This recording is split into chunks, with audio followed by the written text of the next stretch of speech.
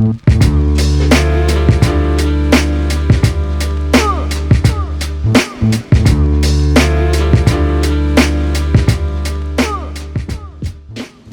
welcome back to the channel. We've got a nice surprise for you today. Nick Sahota is here at Bicester.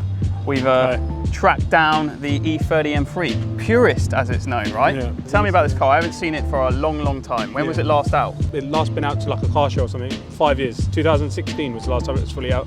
It's just been sat in my garage for the last 5 years really.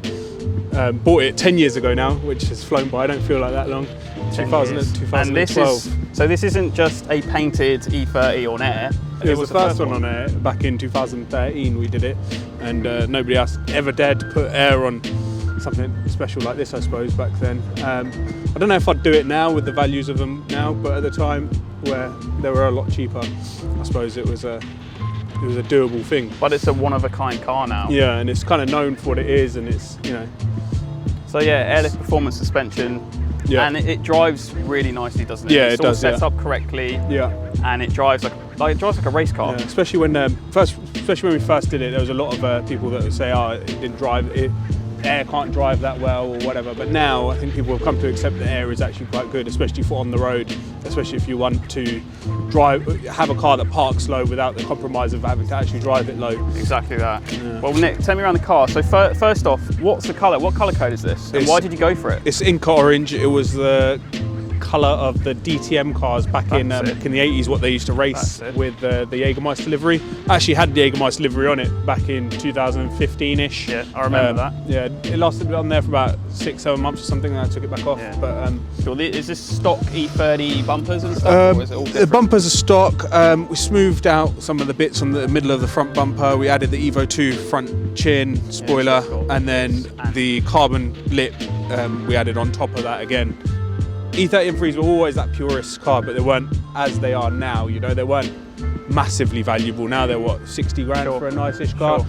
They used to be 15 grand back then for a nice-ish car. So it's like stuff that you probably wouldn't do now, but you know, at the time it made sense. At the time, it was right to do. Yeah. Yeah. Mirrors as well. Are these? Those are DTM mirrors. DTM cup mirrors. Yeah. And he's got. I love the door handles as well. BMW Motorsport, the door handles. They're engraved into the metal. Yeah. And then on the rear, so what's the rear bumper setup? The standard rear bumper. The spoiler is a DTM spoiler again. Okay. With so that was kind of the whole vibe with the car when I built it. That was the theme. It was like a DTM show car, I suppose. How a DTM car would look. They actually used to drive this low on 18s as well. Race this low on 18s. Yeah, so this has had a few looks. So what were the first wheels when you launched the car on air? What were those wheels? Those are those OZ Racing wheels. OZ Racing. Yeah. And then you went to the Bugatti wheels, right? Yep, the Bugatti centre locks, and now I've just put these on there temporarily. So it's got some ACS Type 2s on there, 18s at the moment? Yeah, that's what they are, yeah. So these are just temporary for you? They're just temporary, yeah, because I had them on another E30 M3, and I thought I'd try them on here because I like them, so... So run the look for a little bit and then go back to the Bugatti centre locks? Yeah, definitely going to go back to Bugatti centre locks. Because I think as you were saying to me, it's sort of a one-of-a-kind car then. Yeah. No one's really done that on exactly. And no, I've never seen any Bugatti centre locks done properly on anything other than Bugattis really. So, but you've got to admit, this is still a good look. It's a good look, but it's very show, isn't it? Whereas the whole DTM vibe was better with the centre lock Bugattis, I think. Yeah. Okay. So should we show the people what's hiding under the engine bay? Because we haven't talked about it yet. Yeah. Wait till you see this. This isn't just a normal E30 M3. So it's the 3.2 S54 out of a E46 M3. Wow. It was out of a 2002 car at the time. Yeah, so when I bought the car, it was a kind of a deal because I bought the car from the company that did the conversion. Right. And it was kind of the deal that they'd finish off the conversion, well, do the conversion and finish it all off and everything part of the And do you think at the time this was one of the first conversions for an E30 M3, or there were very few around? There were very few around. People at that time they did do these, but it was more S50s, you know, E36 M3 engines.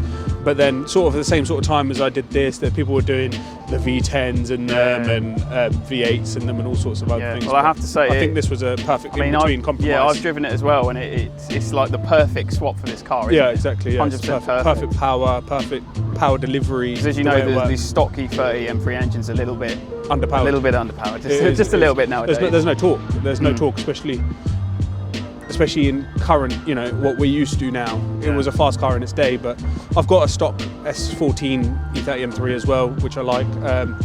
But this is, you know, it's got the right power for it. It makes it, and it sits so it just looks so perfect in the E30 bay right there. Yeah, it fits doesn't look too big, doesn't look too small. It just fits perfectly. Yeah, exactly. Amazing. Okay, well, let's go on to the interior then.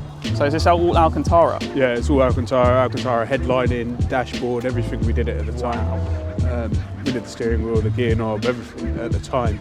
Obviously, it's been 9 years since. So it's held up pretty well. It's had a lot of use in that time as well. This car's been like all over Europe. I've driven it, you know, to Austria, to Slovenia, through Germany a couple times. If I'm correct, you drove it to wherever in Austria in one hit, right? 1 year?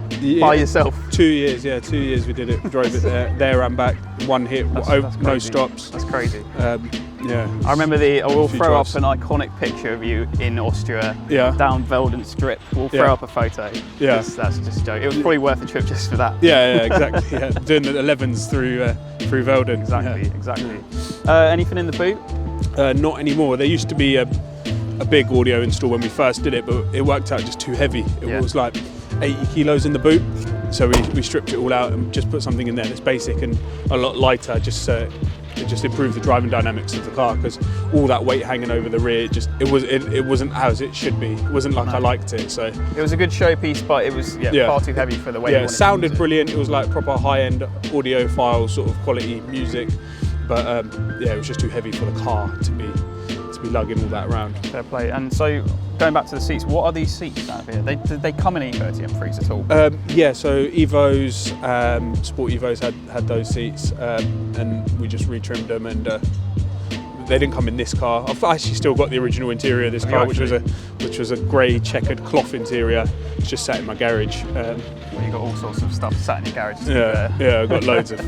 When you have, you know, some cars, especially older cars, you just end up collecting all the loads of old parts. Yeah, well, I think we definitely need to go take a look at Nick's garage one day on the channel, because he's got all sorts. If you like stuff like this, he's got modified BMWs, 20 more BMWs, all modified.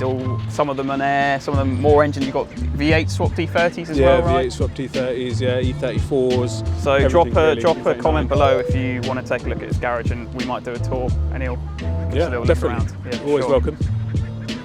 Style House did all the paintwork, because it was obviously a black rusty car before I painted it and did the work to it. That's why we did all the work, because it wasn't a valuable, you know, car back then. I just got to sit inside, man, because it's such a nice place to be. All the Alcantara. Yeah, look, there's Alcantara absolutely everywhere. All the centre consoles have been trimmed, all the seats, all the door cards, even the dashboard. Wow. And even the tweeters up here, you've got like, I assume this is where the old speakers were. That's when we had the full build in there. The three-way speakers at the front. Amazing. That's how it was, yeah. So I assume all the clocks have been switched from original E46? No, the clocks are still E30 M3 clocks. Still got all the original E30 M3 clocks, the original 370mm Tech 1 steering wheel, the original mushroom gear knob. I like to keep things, you know, kind of OEM plus, I suppose, with the 100%. Alcantara, but I love it. The original bits, I suppose. I didn't want to, completely lose the essence of what it is. Well, was it nice to be back in the driver's seat after so long? Yeah, definitely. Enjoyed the drive up. Long drive. Yeah, enjoyed the drive up massively. Awesome. Yeah, it was good fun. Well, dude, thank you so much for showing us the car. Cheers. Nice to go around it properly at last. Cheers. And we'll catch you in the next one. We'll come see the garage. Yeah, definitely. Cool. Guys, I hope you enjoyed the video. Give us a like, share, and subscribe to the channel if you like this and want to see more content. And yeah, until the next one, we'll go for a tour of this garage. See you soon.